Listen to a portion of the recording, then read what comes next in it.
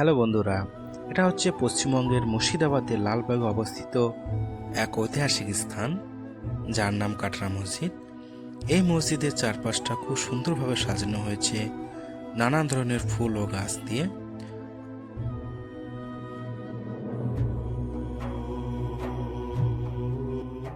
এই কাটরা মসজিদটি নির্মাণ করেছিলেন বাংলার প্রথম নবাব মুর্শিদ কুলি খাঁ 1723 থেকে 1724 সালের মধ্যে। আর এই কাটরা মানে হলো সরাইখানা, অর্থাৎ ভ্রমণকারীদের থাকার জায়গা। তৎকালীন সময়ে যারা অনেক দূর থেকে এখানে পড়াশোনা করতে আসতেন কিংবা হজ করার উদ্দেশ্যে যাত্রা করতেন, তারা এখানে থাকতেন। সেই সময় এটি একটি মাদ্রাসা হিসাবে ব্যবহৃত হতো।